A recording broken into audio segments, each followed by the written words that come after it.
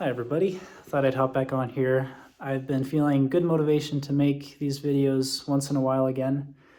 I think that coincides pretty well with shopping for the next race. So I've been looking at races and there's a big one that it's probably a bad idea for me to do it. It would just be a lot of training, but it's sort of captured my imagination. So for better or for worse, just thought I'd make a video to kind of like weigh the pros and cons of that and just sort of see if it even makes sense for me to entertain the idea. So a few months ago, I did a 60K in Island Park, Idaho.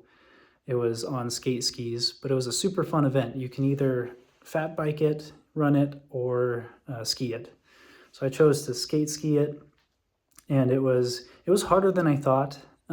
It's an interesting event because you never really know what you're going to get as far as snow conditions go, how warm it's going to be, how cold it's going to be.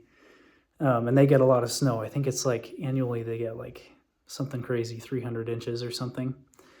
But they have a longer distance, so they have a 200K as well. So a whole lot longer, usually takes people anywhere from a whole day, 24 hours, to sometimes well north of 48 hours. So for me to sign up for the 200K, it got to be a big commitment. It'd be way more of an endurance event than I've ever done before.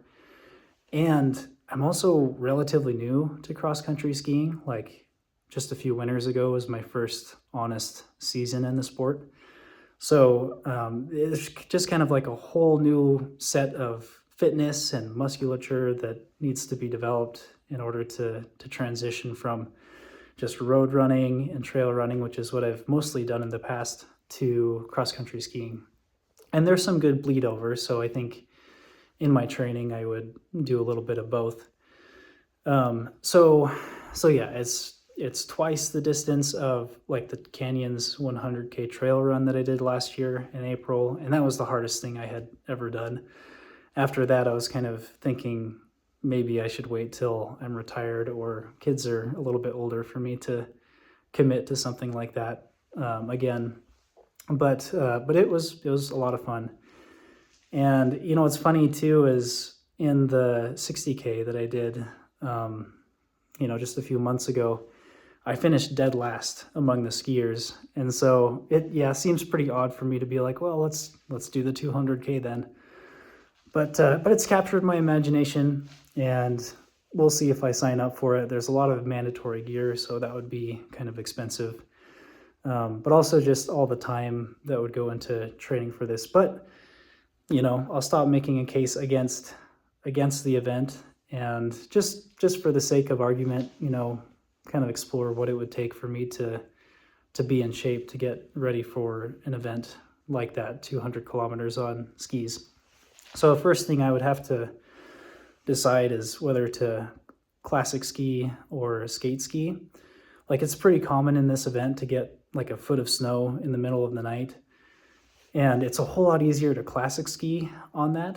But if you take away the variable conditions, then skate skiing tends to be a little bit faster. So I got to decide. I've really enjoyed the skate skiing lately. So we'll see what I decide there. But I think the biggest priorities for me, if I were to train for this thing, is first to just kind of build more upper body strength and endurance. Because with, road running and trail running, it's very much just legs. Even if you use poles for the trail portion, like you're still, you're on your legs for a very long time. So that would be the first thing, is I got to get a little bit stronger. Second priority would just be to continue doing those things, because after all, however long it would take me to do this 200-kilometer race, it's still a lot of time on my feet. So I would want to make sure that whatever weight gain I have in my upper body, I can match that with continuing to run, continuing to climb trails, and so that my legs can, handle the weight. Third thing is just the sheer time. I mean, I could be out there for like, if I'm just smoking and I'm just you know, racing through this event, maybe the conditions are really good, I think I'd expect to finish between like 26 to 30 hours. So what I need to do in training, probably on the weekends, is just get up super early and fit in those longer sessions so that I can, just have kind of the aerobic capacity to deal with such a long event like that. So I think those are the biggest things I would have to do, aside from, you know, getting some lightweight mandatory gear. But yeah, I'm tempted. I really am. It's probably a bad idea. We have another kid on the way, which is super exciting. First things come first, and so most of our year is going to be revolved around just getting ready for that and just being there when the time comes. But yeah, who knows? Maybe if I can fit in some good training hours, I could sign up for this thing. At least I'm going to sign up for the 60K, but I don't know, this 200K, sometimes races just capture your imagination. At least that happens to me.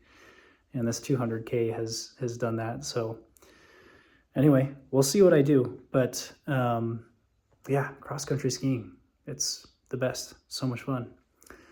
So yeah, hope you enjoy this video. We'll see what I end up doing. I'll share with you one way or another. So anyway, have a great day or night or morning, wherever you guys are.